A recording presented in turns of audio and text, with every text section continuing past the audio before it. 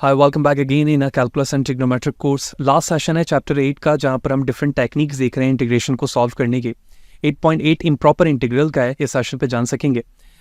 इससे related previously तमाम videos मेरे यूट्यूब चैनल पर मौजूद है, जबकि content related material which mean जहां पर मैं स्लाइड यूज़ कर रहा होता हूँ वो मेरे ब्लॉग fadusencs.blogspot.com पर है, जहाँ से आप फ्रीली डाउनलोड करके उन चीज़ों को यूज़ कर सकते हैं। तो अगर इन सिंपली मैं प्रॉपर या इम्प्रॉपर इंटीग्रल की बात करूं तो इम्प्रॉपर इंटीग्रल से एक कॉन्सेप्ट हमें समझ में आता है कि जो इंटीग्रल है यानी इंटीग्रेशंस जो है वो एक प्रॉपर फॉर्म पे नहीं है। ठीक, वो प्रॉपर फॉर्म से कैसे नहीं है? फॉर एग्जांपल हमें इंटीग्रेशन जब लिखते हैं तो इंटीग्रेशन पे अपर एंड लोअर लिमिट लगाने का मतलब ये होता है कि ए से बी के दरमियान जो एरिया है उसके एरिया अंडर द कर्व को हमें फाइंड करना है।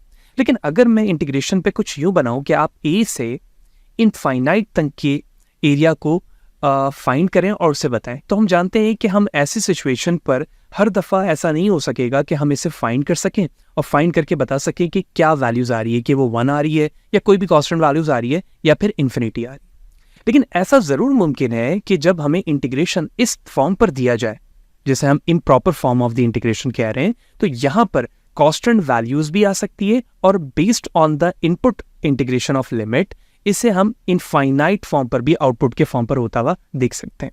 इन दोनों कॉन्सेप्ट को in a sense of the input या आउटपुट हम कन्वर्जेंट या फिर कन्वर्जेंट या डाइवर्जेंट कह रहे होते हैं। ठीक है, पहले तो हम बेसिक डेफिनेशन समझते हैं कि इम्प्रॉपर इंटीग्रल को बुक हमें क्या सजेस्ट करके बताती है 8.8 के अंदर। तो 8.8 के फर्स्ट पेज पे ही हमें बुक बताती है कि इम्प्रॉपर इंटीग्रल की जो डेफिनेशन है उसके कुछ रूल्स बताती है।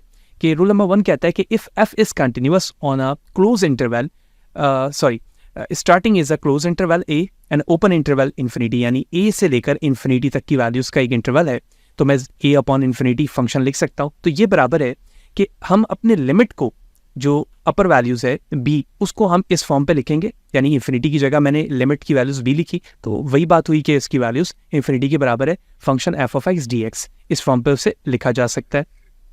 ठीक है, अगर फंक्शन कंटिन्यूअस है on a interval from open to close minus infinity to b, यानी मैं इस तरह से लिखूंगा माइनस इन्फिनिटी टू बी। ठीक है, तो ये बराबर होगा कि हम यहां पर लिमिट को a को माइनस इन्फिनिटी लेंगे। ठीक है, यानी माइनस इन्फिनिटी की जगह मैं a टू b लिखूंगा और f ऑफ x dx के जरिए से इसे इंटीग्रेट करके सॉल्व कर रहा हूँ। कैसे करेंगे अभी हम एग्जाम्पल पे देखते हैं। थर्ड कंडीशन क्या हो सकती है रूल के मुताबिक कि फंक्शन कंटिन्यूअस हो open interval minus infinity to plus infinity, तो minus infinity to plus infinity ये बराबर हो जाएगा the two separate integration of minus infinity to c and c to infinity positive. ठीक है, इन दोनों के इंटीग्रेशन का सम जो होगा वो इसके आउटपुट के बराबर होगा where c is any real numbers. ठीक है, अब हमने दो वर्ड की बात की थी, कन्वर्जेंस या डाइवर्जेंस, जिसको यहाँ पे कन्वर्जेंस या डाइवर्जेंस कहा जा रहा है। तो in two cases the improper integral convergence if the limit exist, यानी अगर हमारी लिमिट की कोई वैल्यू एग्जिस्ट कर रही है, यानी फॉर एग्जांपल इस पार्ट को अगर मैं सॉल्व कर रहा हूँ, इसे सॉल्व कर रहा हूँ या इसे सॉल्व कर रहा हूँ, तो इस लिमिट के अप्लाई करने के बाद, इस लिमिट को अप्लाई करने के बाद कोई वैल्यू आ रही है, यानी इन सिंपल आप कह लें कि कोई कांस्टेंट वैल्यूज हमें मिल रही है, वो 1 हो सकती है, 5/2 हो सकती है, किसी भी फॉर्म पर वैल्यूज हो सकती है, तो हम उसे कह रहे हैं कि कन्वर्जेंस है। अगर ऐसा नहीं हो रहा तो हम उसे कहेंगे कि वो डाइवर्जेंस है और वो एक इम्प्रॉपर इंटीग्रल के फॉर्म पर होगा। In the third case, the improper integral on the left diverge if either of the improper integral on the right diverges, यानी ऐसा भी हो सकता है कि वो लेफ्ट डाइवर्ज कर रहा हो, यानी लेफ्ट पार्ट पे सिर्फ और सिर्फ डाइवर्जेंस हो, ठीक है, या फिर उसके सिर्फ राइट साइड पे डाइवर्जेंस हो रहा हो। ये तो हो गई बेसिक अंडरस्टैंडिंग। अब आते हैं हम एक्सरसाइज पे। तो जब हम एक्सरसाइज की क्वेश्चन करेंगे तो ये कॉन्सेप्ट हमें समझ में आ जाएगा जो स्टार्टिंग में बुक में भी बताया गया है कि ये इंटीग्रेशन पार्ट इस एक सिंपल वे पर होता है। पहले तो जो हम बेसिक इंटीग्रेशन करते हैं जिसे हम डेफिनाइट इंटीग्रल कह रहे होते हैं, तो अपर लिमिट a और b इस तरह की वैल्यूज होती है। तो कुछ एक्सरसाइज देखते हैं, कॉन्सेप्ट हमें समझ में आएगा। देखिए एक्सरसाइज नंबर 1 पे कहा गया है कि एक क्वेश्चन है इंटीग्रेशन 1 अपॉन इन्फिनिटी। तो 1 अपॉन इन्फिनिटी देखते ही अपर लोअर लिमिट पे मैं पहचान चुका हूँ कि ये इम्प्रॉपर इंटीग्रल है। अब ये कहा जा रहा है कि ये डाइवर्जेंस है। ठीक है, डाइवर्जेंस होने का मतलब ये है कि इसकी वैल्यू कोई कांस्टेंट नंबर प्रोड्यूस नहीं कर रही है बल्कि इन्फिनिटी कर रही होगी। कैसे? देखो, सबसे पहले हमने लिमिट को चेंज करना है कांस्टेंट वैल्यूज पे, तो मैंने लिखा limit b goes tend to infinity. तो जहां पर इन्फिनिटी मौजूद था मैंने b लिख दिया, कोसेंट dx अपॉन x रहा। तो 1 अपॉन x dx कहा जा सकता है। 1 अपॉन x को जब इंटीग्रेट करेंगे तो ln x के बराबर होता है। लॉग रूल अप्लाई किया, अपन लोअर लिमिट अप्लाई किया तो ln b ln b minus zero, ठीक है, ln0 जो है वो ln1 जो है वो 0 के बराबर होता है। अब ln b पे जब मैं इन्फिनिटी अप्लाई करूंगा तो ये किसके बराबर आ जाए, इन्फिनिटी के। इसी क्वेश्चन को यानी 1/x को जब ग्राफिकली हम देखते हैं तो 1/x कुछ यूं ग्राफ प्लॉट होता है। तो ये इसकी स्टार्टिंग वैल्यूज अगर है तो ये ग्राफ इस तरह से कंटिन्यू है और ये इस तरह से चलता रहेगा, ये लेकिन कभी भी ये एक्स एक्सिस को टच नहीं करेगा।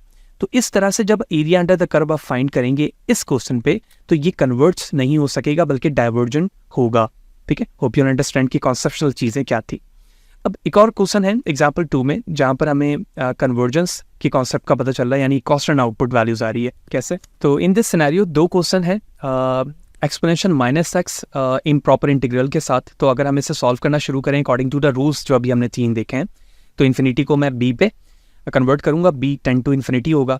एक्सपोनेंशियल x को जब आप इंटीग्रेट करेंगे माइनस साइन पहले आ जाएगा तो माइनस एक्सपोनेंशियल माइनस x, और जब 0 अप्लाई किया जाएगा तो 1 के बराबर हो जाएगा। अब जब मैं एक्सपोनेंशियल माइनस b की जगह पर इन्फिनिटी अप्लाई करता हूँ that is equal to 1, sorry इस दिस पार्ट इक्वल टू 0, ये पार्ट 0 हो जाएगा और +1 वैसे ही रहेगा। तो दिस +1 शोज दैट कि this integral improper integral produce a converged form of the output. Hope you understand. The next one, 1 divide x square plus 1. Convert किया हमने अपर लिमिट को, अपर लिमिट फॉर्म b पे convert हो गई।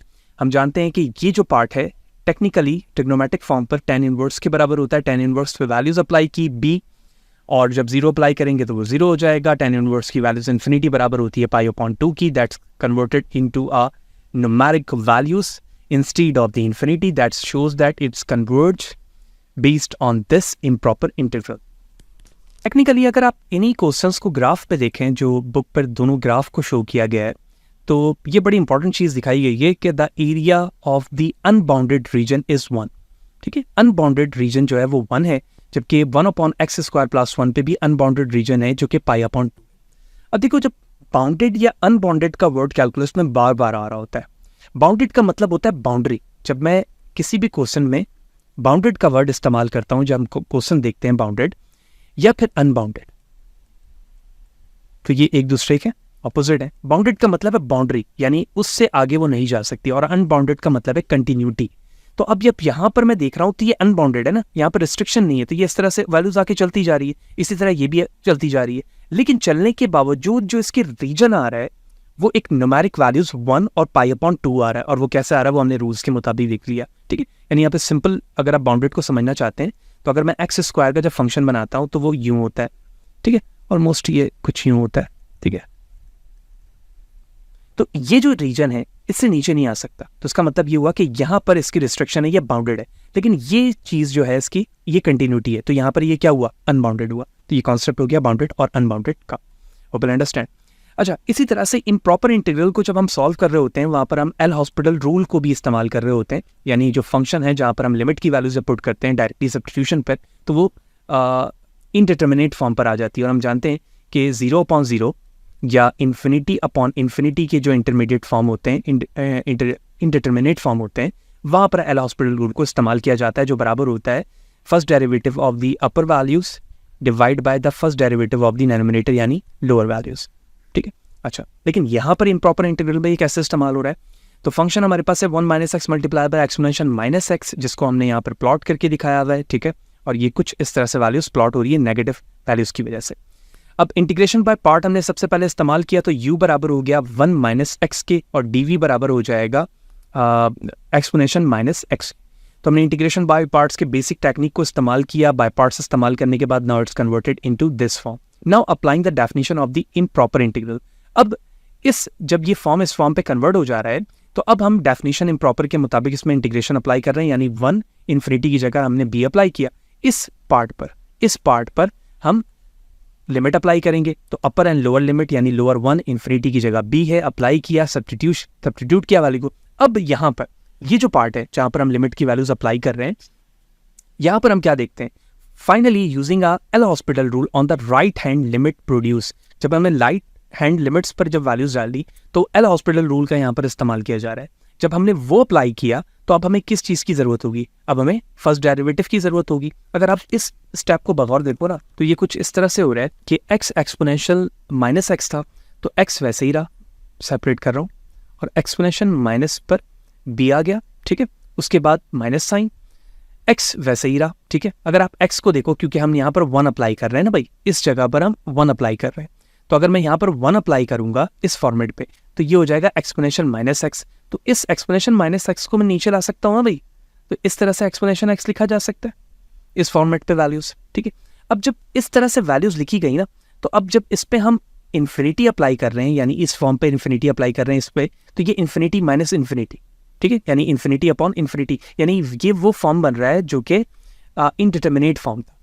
इस indeterminate form पर फिर हमने देखा कि जो राइट हैंड साइड वैल्यूज है, ये यहाँ पर हम क्या देख रहे हैं कि एल हॉस्पिटल रूल को इस्तेमाल होता हुआ देख रहे हैं। Based on this condition which you concluded that कि जो इंटीग्रेशन है 1 minus x exponential minus x that is equal to 1 upon minus one upon exponential, that will be the final answer according to the rule of the improper integral including the L'Hospital rule.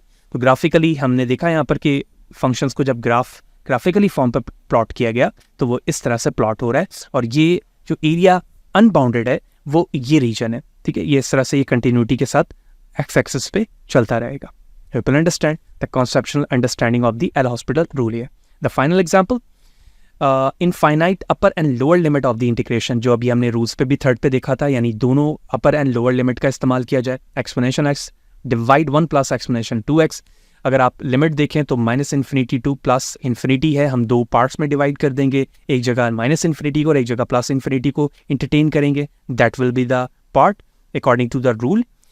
जैसे ही हमने देखा तो ये जो part है वो tan inverse और ये भी tan इनवर्स के फॉर्म पर है, ठीक है, जबकि एक्सपोनेंशियल एक्स जो है वो ऊपर मौजूद है, तो ये सेपरेट करके हमने यहाँ पर लिख दिया, ठीक है। एक्सपोनेंशियल एक्स यानी 1 plus exponential 2x tan inverse के बराबर होता है, तो एक्सपोनेंशियल एक्स को भी यहाँ पे लिखा गया। अब हम इंटीग्रल इम्प्रॉपर इंटीग्रल के रूल को इस्तेमाल कर रहे हैं, तो b माइनस इन्फिनिटी b के बराबर है, यहाँ पर b प्लस इन्फिनिटी के बराबर है, अपर लोअर लिमिट अप्लाई किया गया, simplify किया गया, and that will be the, after the simplification, that will be the region under the curve that shows that this integration produce the convergence form of the area under the curve, and there is an unbounded boundary of the pi upon 2. Hope you understand the last session of the chapter 8.